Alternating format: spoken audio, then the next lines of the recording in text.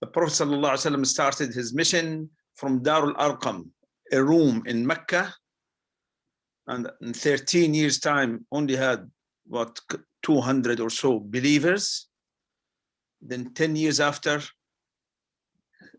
the Islamic State or the Prophet's domain was all of Arabia. That is from south of Jordan now, or north of Saudi Arabia, including all Arabia. That's Saudi Arabia now, Yemen, Oman, the Arabian Gulf. That was 2 million square kilometers. Then the Umayyad, that's during the Prophet time. Then the Khulafa al-Rashidin expanded into Iran, Egypt, and Syria. And then after that, the Umayyads came, and we spoke about them. And their state was the biggest Islamic state till the Uthmanis came. And that expanded from China in the east to south of France in the west.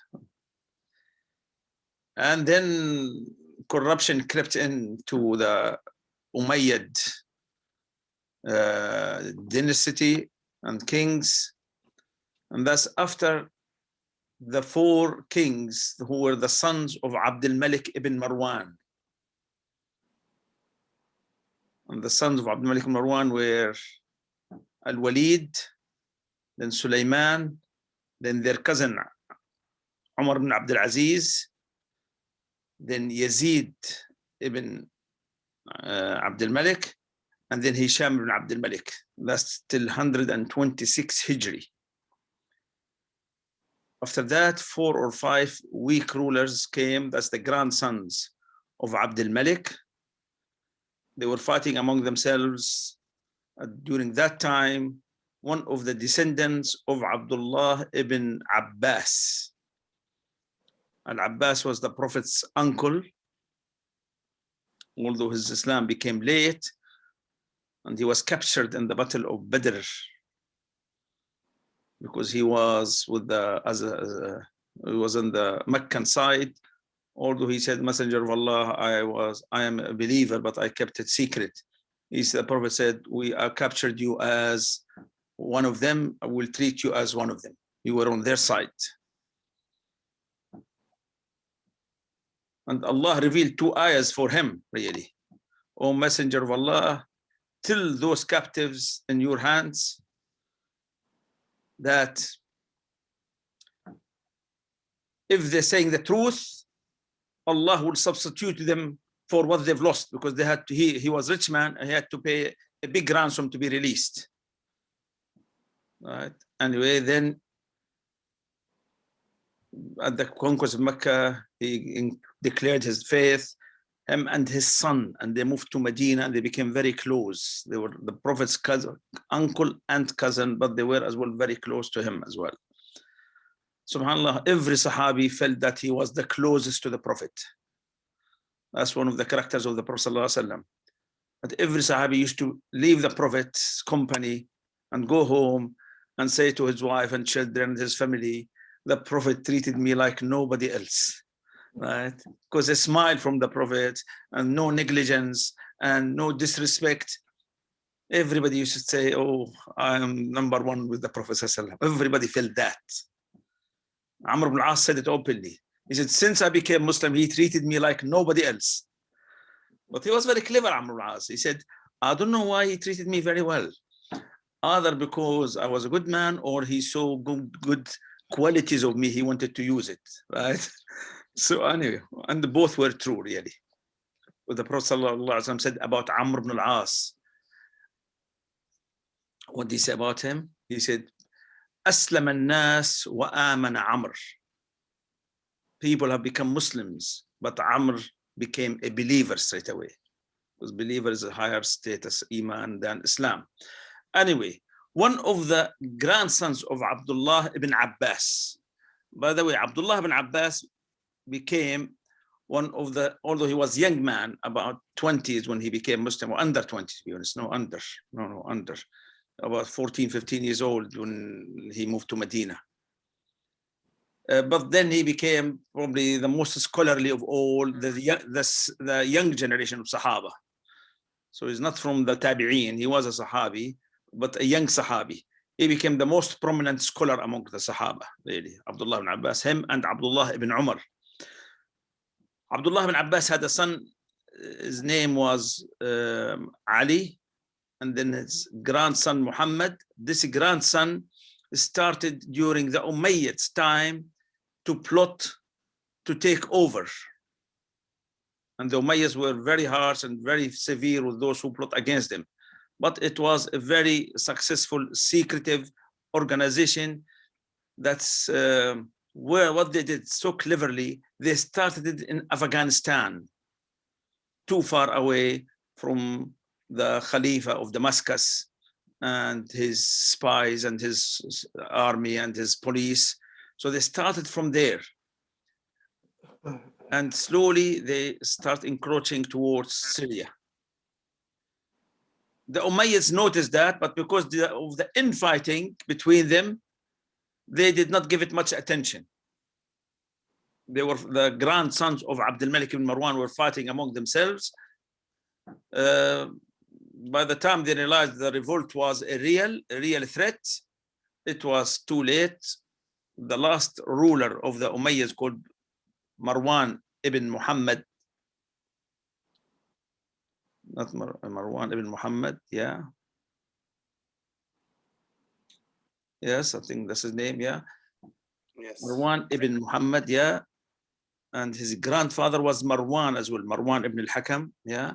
So this was, unfortunately, he was a good man, powerful man, good fighter, etc. But he made 2-3 strategic mistakes. He lost the war, the major battle against the Abbasids, somewhere in eastern of Syria and western of Iraq, in a battle called Azab, 132 Hijri. That's about 749 in the Christian era. He lost it, and the one who was fighting him, one of the great grandchildren of Abdullah ibn Abbas, called Abu Abbas As-Saffah. As-Saffah means the bloodshedder. He won the battle and spent the next 5 years hunting down the Umayyads. There are some reports, I don't know how authentic it is, that he killed 50,000 of them. He didn't spare any of them. He was so ruthless. Spent the next 4 or 5 years from 132 till 136, towards the end of 36, that's what they call it, 5 years, just hunting down the Umayyads.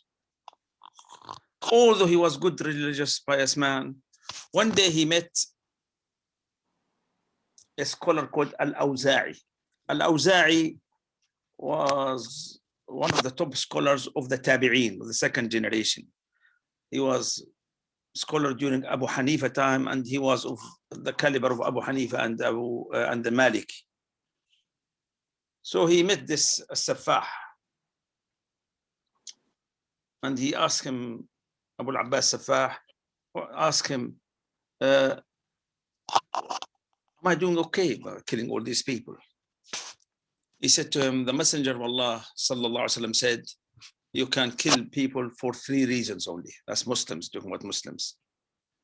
If one becomes apostate, if one commits adultery, or someone kills somebody in revenge. Other than this, you have no excuse. Since he heard that hadith, he stopped killing. That's how pious they were, these people. He stopped killing the Umayyads and everybody else. Then his brother came, Abu Ja'far al-Mansur, from 136, yeah, 136. Abu Ja'far al-Mansur is the real founder of the state of the Abbasids, because the first one was just fighting the enemies. The second one established a state, and that is the Abbasids densities and states. He was a very fair man. He wasn't a killer like his brother, organizer, did not waste any money. He was very harsh, with the governors and very kind with the population. And that's a good sign. That was the sign of Umar radiallahu anhu. Because if you harsh with the governors, there will be no corruption. If you lenient with them, there will be corruption. Because every governor is hundreds of miles away and almost independent. He could do whatever he wants there. All right. So before he died, he did two great deeds, really. One of them was established justice. Second, he constructed a new city called Baghdad. It became, it took him 5 years to do it, till 150 Hijri.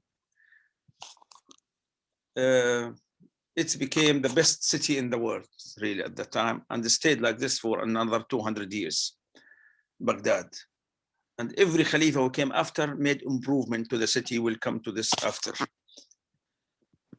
And he encouraged scientists, scholars to come to Baghdad, and they came in abundance.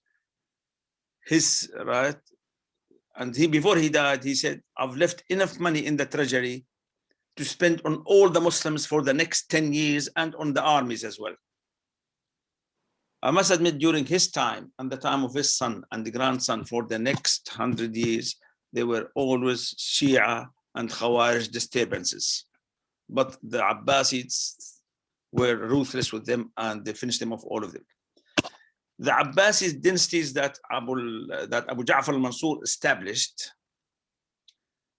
lasted, believe it or not, for 500 years, from 132 Hijri till 656, till Holago, the Mongols came and demolished it and burnt it. So over 500 years, 400 years, 500 years, from 132 till 565. If you remember, 565, no, 656, 656, 656, 656, 661. 4 years after Ibn Taymiyyah was born, if you remember, right? Anyway, but not in Baghdad, in Damascus. No, in Harran, which is in south of Turkey. Anyway, the Abbasid state or dynasty went through 3 phases. The first phase was the establishment and the powerful one, or it was the golden age of it. So there was a lot of signs of strength, unity, progress, scientific advancement, knowledge, and that lasted from the time they took over, from 132 till 147 Hijri, 247, that's 115 years. During those times, 10 Abbasid leaders ruled. So the first was Al-Saffah, then Abu Ja'far al-Mansur. After Abu Ja'far al-Mansur, his son ruled, Al-Mahdi, Muhammad al-Mahdi, for 5 years, and then his grandson Al-Hadi for 1 year. Then came Harun al-Rashid. Harun al-Rashid, when did he rule from? Harun al-Rashid from 170 till 170 something till 198, 20 years. Harun Rashid was just almost not as good as Umar ibn Abdul Aziz, the most famous, probably, or one of the most famous Muslim rulers of all time. Very powerful man, very strong man, very pious, very religious, very fair, knowledgeable, almost like Umar ibn Abdul Aziz, really. Umar ibn Abdul Aziz ruled for 2 years. This man ruled for 20 years. Let's see, Harun Rashid, yes, from Harun Rashid actually from 170 to 193, 23 years, 170 to 193, not 198, sorry, from 170 to 193 Hijri. During his time, he expanded Baghdad. He did many achievements, really. We'll have to talk a little bit more about him, but Harun Rashid. Harun Rashid was brought up by his father, Muhammad Mahdi, to be a fighter. His father ruled for 10 years. So he used to send him to the battlefronts all the time. He put the best scholars to educate him, to raise him up. So he became a scholar himself, a fighter, which is rare, really, in rulers. The other this or that. So he was a fighter, a ruler, intelligent man, and he married to a very good woman, his cousin called Zubaydah. Few words about Zubaydah, then we'll go back to Harun Rashid. Zubaydah was a good-hearted woman. She dedicated herself to the service of Mecca and Medina. So she always looked after the welfare of Mecca and Medina. She made sure that the people of Mecca have fresh water. I know there's Zamzam in Mecca, but Zamzam, you don't wash the streets, your bathrooms with it. You don't wash your washings and you only use to drink water. So they needed fresh water. So she dug for them rivers, tunnels, etc. She brought water from far away and made sure that the people of Mecca had enough water. The same with Medina. Spending money all the time on Mecca and Medina, on the welfare of the two cities. Zubaydah is well known for her, as I said, dedicated herself to the service of Mecca and Medina. Harun Rashid did many great things as well. What he did, he made sure as well during his time that the land reformations, that the land is suitable to grow in it. He built many bridges, because Iraq, there are two famous rivers there, the Dajla and the Furat, Dajla and the Euphrates, English. He was the first man to introduce street lighting in Baghdad, and others that spread to other cities as well. In his time, or his father actually, his grandfather started a small place called Darul Hikmah or Baytul Hikmah, a small library. He expanded the library, and his son even Al-Ma'mun later expanded much better, much bigger. Baytul Hikmah became a place where they were writing, the kings, Harun Rashid, his father, and then his son after, were writing letters to the kings throughout the world. Send us the books that you have. And they used to buy them. And that library became bigger and bigger and bigger. It expanded so much that within a generation in the Muslim world, there were 400 libraries. So it wasn't only Baghdad that they looked after. 400 libraries there were. In Baghdad alone, there were 400 public baths during Harun Rashid time. We're talking about 790 or 800 Christian era. At that time, there wasn't a single bath, public or not public, in the whole of Europe.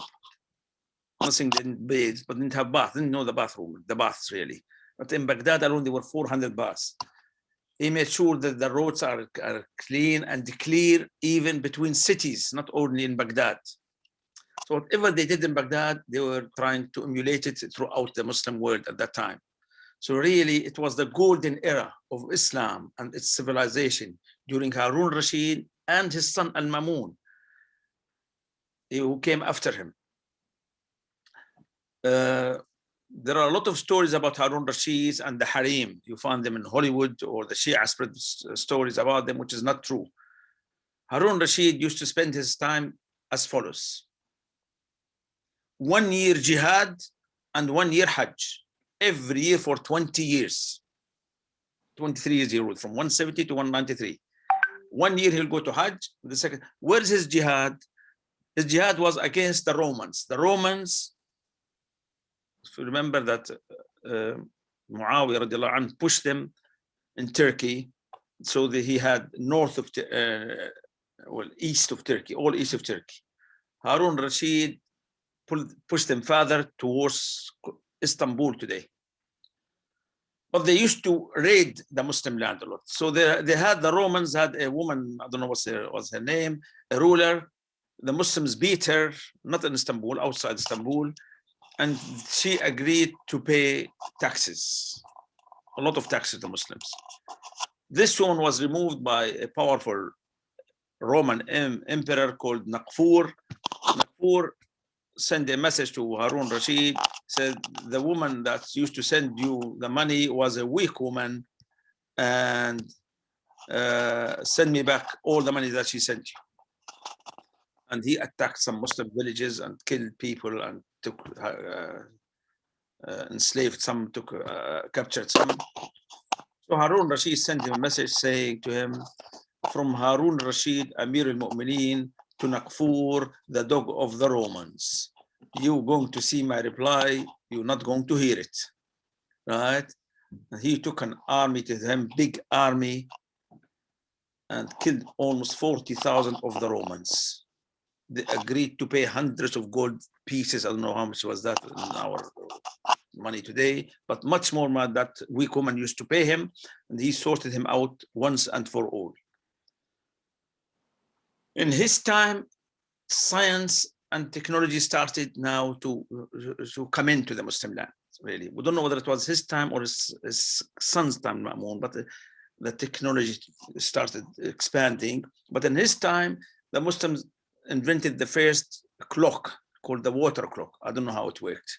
But then the idea of clock started from the time of Harun al-Rashid, really. Harun Rashid left a very powerful state. He made a mistake that many kings made. He did not sort out who should be after him properly. He had two sons, one from Zubaydah, but a weak one called Al-Amin, and one from a Persian woman called Al-Ma'mun. So he said, because he loved both of his sons, he said, Al-Amin will rule and Al-Ma'mun will be after him.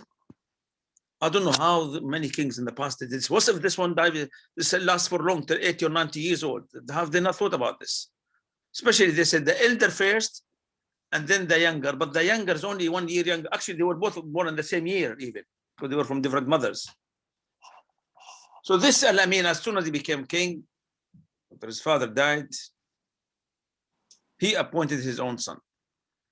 Al-Ma'mun was furious. They had spent the next 5 years fighting. Al-Amin was killed. Al-Ma'mun became the ruler. Al-Ma'mun, when he became ruler, he had another problem. Although he was a scholar himself, a scientist, he loved science like his father. He expanded Dar al-Hikmah. He gave wages to the scholars who writing books, just sit at home and write books. I mean, during his time and his father's time, because both times were very similar. That by the way, I forgot these things which could have happened during his time or his father's time. They used to look amongst the signs of welfare. They used to look after the needy. Like if someone was blind, they appointed for him a guide. For each 3 disabled people, they had 1 servant to serve them. And then during their time, they established a Persian word called Bimaristan, means a hospital. And suddenly the hospital starts spreading through the Muslim world as well. Because whatever they're doing in Baghdad, other governors were doing somewhere else. Suddenly there were a lot of hospitals. And the hospitals, believe it or not, they had specialties. This is for internal, this is for skin disease, this is for eyes, etc. They had specialties. And they used to separate people, although they didn't know about bacteria or anything, but they used to separate people, make sure that they get good meal, clean sheetings and beddings, and a lot of hygiene. So one man wanted to test them then, non-Arab, and they should treat all the sick people or ill people the same, regardless of their sect, religion, or nationality. Anyone who come to the hospital, they will be treated. So one man, European, he came there and he wanted to test him. He pretended that he was sick, ill. So they welcomed him, gave him good food, good service. After 3 days, they said, in Islam, hospitality is for 3 days. We know there's nothing wrong with you. Get out now. You know, there's nothing. Anyway, this Al-Ma'mun had a small problem, which we went through it before. Remember, with Imam Ahmad ibn Hanbal, he was a Mu'tazila. You know what the Mu'tazila is, to remind you? The Mu'tazila who were expelled from the study circle of Al-Hasan al-Basri, those who did not believe in the attributes of Allah, Mu'tazila, right? They're not Shia. All the Shia don't believe in that as well, because they are Mu'tazila as well as Shia. But they don't believe in the attributes, and they don't believe that we can see Allah. To them, Allah is just a figure, which is just imagination, something like this. Just to explain this, for example, they say, although Allah's name is Rahman, merciful, but that's not an attribute of Allah. Why they say this? And all the other things like all knowing, all hearing, all seeing, they say these are not real attributes of Allah. So those Mu'tazila have got one problem. They say they prefer al-aql ala al-naql. They prefer reasoning over text. So they subject every text to reasoning. So in their reasoning, this is Mu'tazila, they say if Allah was merciful, then his attribute would be eternal, which is, we believe in that as well.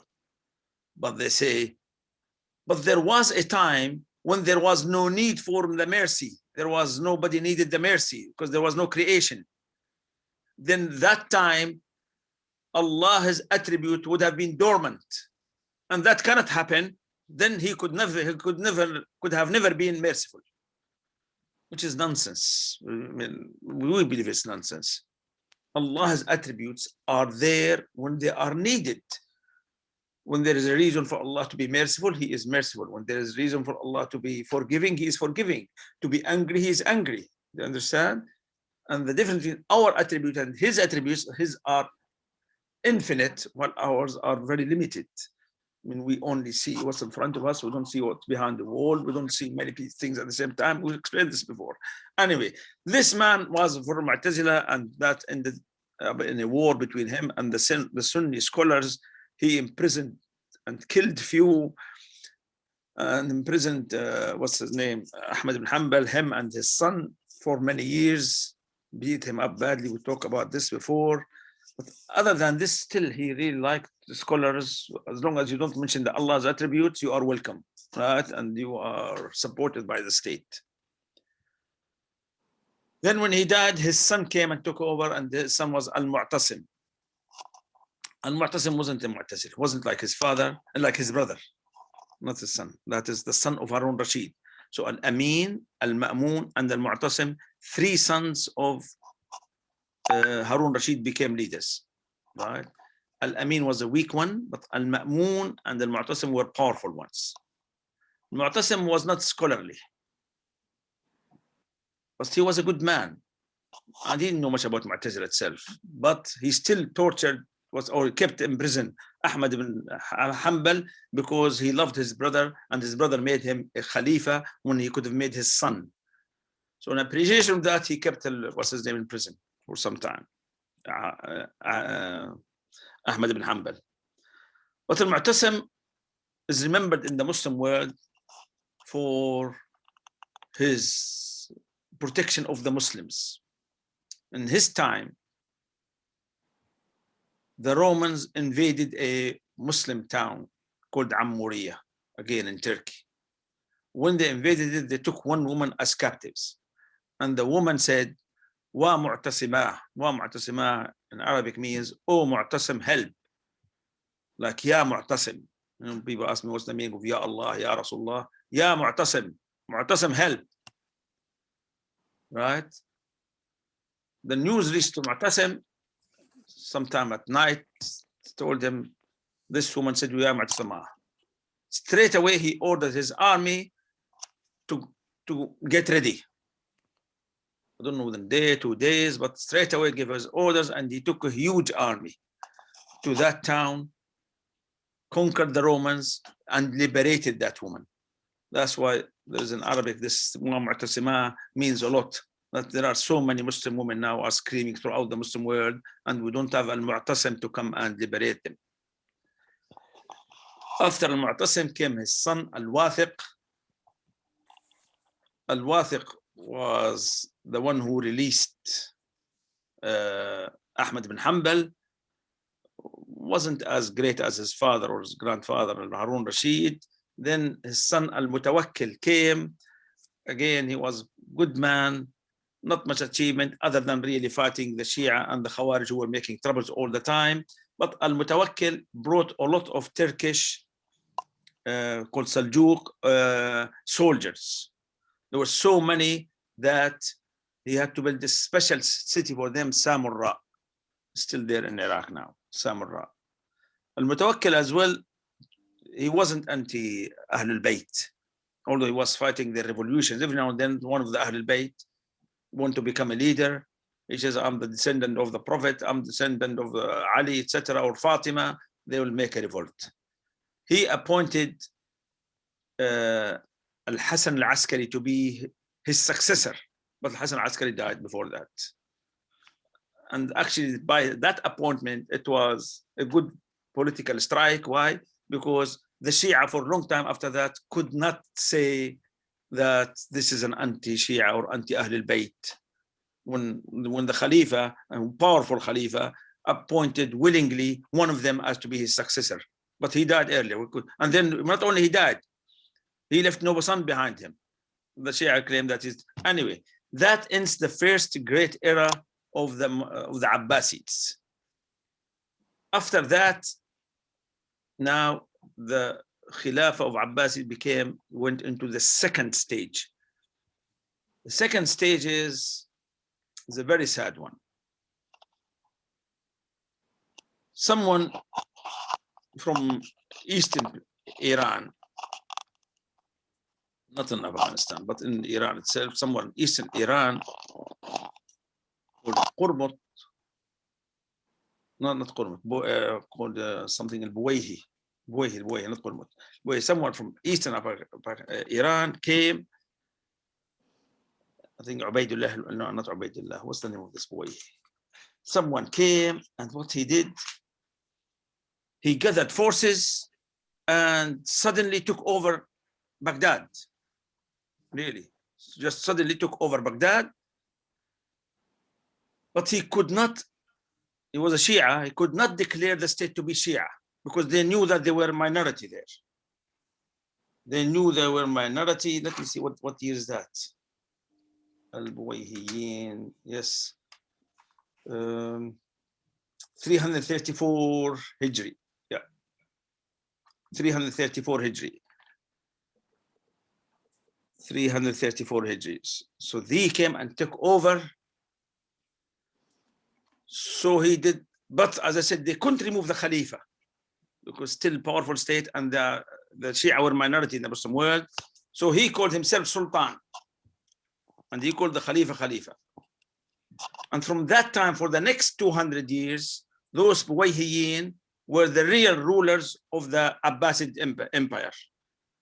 What they did during those 200 years, they made sure that they demolished every sign of civilization that the Muslims have built for the previous 200 years. They destroyed Baghdad. There was theft all the way. There was no peace, no security anywhere in the Muslim world. They kept non-stop these Buwayhiyin, especially from Baghdad eastwards, to the east, towards India, Turkish republics like Kazakhstan, Turkmenistan, Azerbaijan, all these areas, Persia. They've ruined all that eastern part of the Muslim world for 200 years. And then they introduced in Baghdad and in the Muslim cities the self-flagellations, beating themselves up for Ali and for Hussein and for everybody, celebrating special Eids when the Prophet appointed Ali, which he never appointed him, but there's called Eid Ghadir Khum. I mean, they were there like exactly what they're doing now in Iraq. The Shia of Iran, what they're doing in Iraq. Just destruction for the sake of destruction, really, right? For 200 years till the Turks came, called the Seljuk, expanded from Turkey. The Turks, we'll talk about them one day, inshallah. They The Turks came from eastern, from the central of Asia, and they settled north of Syria and south of Turkey now, and they became powerful, and they took over Baghdad, and they saved it from the Buwayhiyin, really, right? At the same time, when the Buwayhiyin were doing the damage there, another group of Shia, different Shia, Ismailis, two groups of Ismailis, but opposite groups, not from the same branch. One group called Al-Qaramita. Another man again came from Iran. He didn't go to Baghdad. He went straight to Mecca. He had few hundred soldiers. On the way, he killed 2,000 Hajjis and 500 women, 2,000 male and 500 female from a big caravan. And this started spreading fear throughout Arabia. They were not operating in Baghdad. It didn't take them long till they attacked Mecca one day. They ransacked Mecca, destroyed the gate of the Kaaba. They shredded all the cover of Kaaba. They stole the black stone, killed every Hajji there, and ran away. And the state, it was just like ISIS, really. The state was so weak because the ones in charge were their cousins, the Buwayhiyin, and we have now the Qaramita. We call them the Qaramita. The Qaramita in south of Arabia, and then their cousins in the north of Arabia. And the state, really, the Khalifa, the only thing he did, beg them to return Al-Hajar al-Aswad, the black stone. He had to pay so much in gold. They returned it after 20 years. A third problem with the Ismailis came that a man, a Jewish man, that's what our history says, called Ubaydullah, appeared in Morocco. And he said that he was the grandson of Ismail. Ismail was the son of Muhammad al-Baqir. After Muhammad al-Baqir, we have Ja'far al-Sadiq. Ja'far al-Sadiq. Okay, let's go from the beginning. There's Ali, the Imams, Ali. They're calling the Imams Ali, Al-Hassan, Al-Hussein. And then after Hussein, who was killed by Yazid, or the agent of Yazid, who came after Hussein, came Ali Zain al-Abidin. Ali Zain al-Abidin said, I am not Imam. And he gave bay'ah to Yazid. His son, Muhammad al-Baqir, he is the first one who declared, yes, I am Imam. And the Imam only about 10 people there and his family. Muhammad al-Baqir, his son, although he was a good man, really, but why he declared himself Imam, we don't understand. I mean, he had no Shi'ism in him. Shi'ism means being anti the Sahaba or Aisha in particular, or Abu Bakr and Umar. That's what the Shi'ism is all about, really. To be anti those three, you are a Shia. If you're not anti them, you're not a Shia. So none of the Imams of those, the Shia Imam, the 12 or the others, were ever had anything to be against the Sahaba. But their followers had, and somehow they kept a blind eye about it. Although if they're confronted with it, they say, no, they used to pray the Sahaba. So Ja'far al-Sadiq had many sons. The three eldest sons, one was Ismail, then Abdullah, then Musa al-Qadim. He appointed Ismail to be the Imam after him. Ismail died in his time, if you remember when we did about Shi'ism. Ismail died in his time, and then the Shia had this principle of al-Bada'a, means God changed his mind. He was taken by surprise, God astaghfirullah, and so he appointed Abdullah. Abdullah died 75 days after his father's death. Then they said, no, that was a mistake. Then they appointed Musa al-Qadim. So Ismail, this Ismail, the one who died in his father's time, had no children. But then some people say, oh, he's still alive, he's our Mahdi. And that's the Ismailis, right? The Ismailis are those who believe that this Ismail did not die. That Ismail, the son of Ja'far al-Sadiq. They said he is still alive and he is hovering somewhere and he has agents. So these are the Ismailis that ruled in where? In in Baghdad, they're called Al-Buwayhi. Another man suddenly appeared in Morocco called Ubaidullah. He said, I am the great grandson of Ismail. But how? He didn't have sons. But people there in the village did not know this. They believed him. He established, they didn't call it Al-Ismaili, but the same principles. They called Al-Fatimiyun. They established the Fatimites dynasty in North Africa. It didn't take them long. They ruled from Morocco till Egypt for 200 years. During those 200 years, they were not, sometimes they were just as bad as the Buwayhiyin, sometimes not as bad, to be honest. I mean, they established Al-Cairo city, Al-Azhar University, or mosque, it was a mosque. And then, but they were Ismailis, they were anti-Sunnis. So they start killing the Muslim scholars, swearing at the Sahaba on the mosques. People, Khatib has to swear at Abu Bakr and Umar on the Jum'ah. You don't, they'll imprison you. This brings Shi'ism of their own. That's it. As a Shi'ism, all the Shia have got two things in common. That there must be an Imam, and you got to hate the Abu Bakr, Umar, and Aisha. The others, they can't tolerate them, but they don't like them. They make them kafir, but they don't talk so anyway. So these Fatimites, they've ruined the whole North Africa for 200 years. But actually, I'll give that to the North Africans. Although they killed many of them, but they kept, hardly anyone converted to this religion. I mean, those people, they believed that their leaders are divine, those Fatimites, right? And many times they would leave a leader who was 5 years old. That's the son of the king who died. And then he become that little god, he become their leader till he grows up, and then he dies as well. During their time, during this Fatimites time, they had wars with the Sunnis in Syria, because the Syria was still under Sunni rule, under the Abbasids. So when they were in trouble, they were calling for the help of the Europeans. The Europeans used to help them and then take over their land. So they used to fight the Crusades. It's them who encouraged the Crusades to come to the Muslim land, really. They stayed like this for 200 years. One day, the some Turkish there called Zinki, the family of Zinki, were ruling Syria. And the leader of the Fatimites in Cairo had a problem with his minister. His minister called for the help from the Romans. Why? He wanted to overthrow the Khalifa. So this one sought help from the Syrian Sunnis, Nur ad-Din al-Zinki. Nur ad-Din al-Zinki sent him a very simple, gentle officer called Salah ad-Din.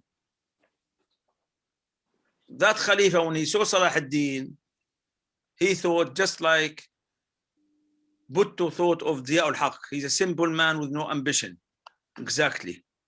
So he liked him. He gave him a lot of authority and a lot of power. When that man was established, he removed the whole Fatimites from the whole of North Africa once and for all. Really, exactly like what Ziya al-Haq rahimahullah did.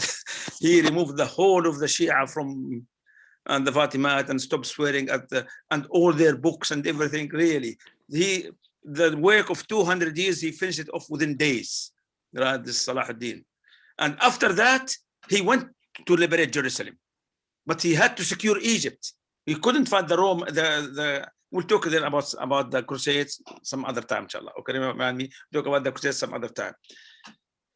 So now those Fatimites were removed once and for all, alhamdulillah. And then actually nobody left Shia in the whole of North Africa till now, really, or not even Christians, other than Egypt. But from Egypt westward, there's no Christians or Shia. Even Egypt, the Shia, they're probably a few hundreds now because of Khomeini. And anyway. Now coming back to the Abbasids moved now from the second stage of chaos, where their leader to becoming a symbolic state. What means symbolic state? Areas at the far ends I'll just show you the map now, start declaring independence. First, Andalus, which our next talk, inshallah, Muslim Spain next week, inshallah, was independent from the first day. But then North Africa, they started having their own states, separate states. And then in the Far East, again, in India, Afghanistan, they have the first, but they all acknowledge the Khalifa as symbolic Khalifa. They stayed this till the year 656. There was, I think, called Mu'tadid Billah, a very weak Khalifa, and he had a Shia prime minister called Ibn al-Alqami. Hulagu came and besieged Baghdad. Baghdad had very powerful, well reinforced walls, two parallel walls, which the Mughals could not breach. Somehow they contacted Ibn al-Alqami. Ibn al-Alqami went to see them with the permission of the Khalifa. He came back, he said, I can assure you that Hulagu said, if you surrender, he will not harm anybody in the city. He convinced him, he opened the gates, they killed 1 million people and burned all the books. And they not burned them, threw all the books of the libraries in the Euphrates. The river became blue for the next month. They killed the Khalifa. They killed even that traitor. They said to him, if you know good to your people, you know good to us. And they killed him as well, Ibn al-Alqami. Ibn Taymiyyah said later on, I mean, he came, as I said, he was born 40 years after, but about 50 years after, he said, if the Jews attack Baghdad one day, the Shia will take their side. Whoever comes from outside, they'll take their side. And that was the end of the Khilafah of the Abbasids. I'll just show you a map now of how the Shias and how the political situation was in that land there. Okay, just give me a second. Let me go there. Abbasids.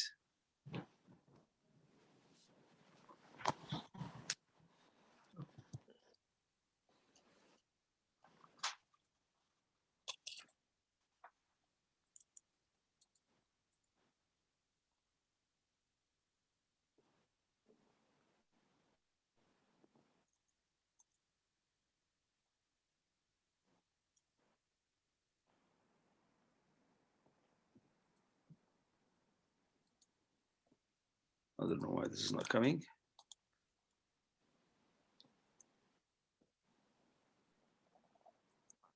Okay, let me try again. Give me a second, please. Share. Not there.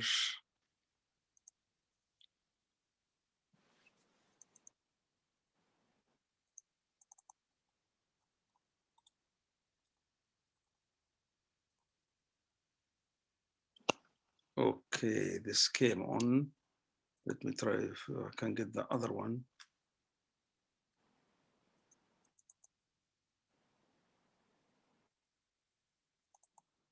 Okay, I'll have to do with this, I'm afraid. Okay, new share. Do you see the map here? Yes, we see it now. Do you see it, yeah? Yes.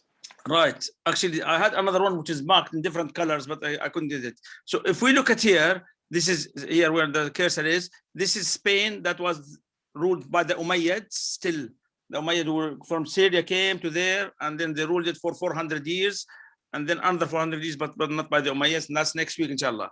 But then from the Atlantic Ocean up to Egypt here, up to the Red Sea, that was all for the, what's the name? The Fatimids ruled for 200 years, from 330 to about 550, right?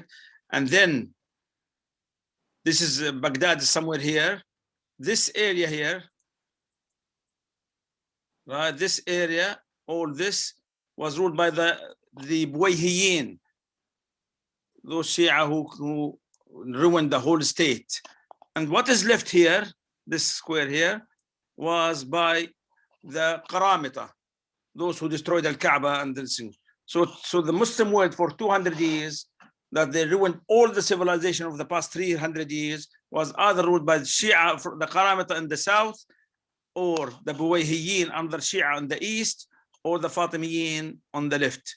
By the way, it was the Fatimiyin who introduced all the bid'ahs in the Muslim world. The celebration of Ashura, the Eid Milad al-Nabi, the worshipping of the tombs, etc. Every bad habit that the Muslim had, well, either from them, to be honest, or from the Sufis. But they're the ones who did a lot of damage to the Muslim world. And then after Salah ad-Din got rid of them, then he went to fight the Crusades who occupied all this area here. Palestine, Syria, Jerusalem. A few weeks time we'll talk about it. Next week, inshallah, we'll talk about Muslims in Spain. أقول قولي هذا واستغفر الله العظيم لي ولكم. Right. 54 minutes. Jazakallah khair. Okay. I think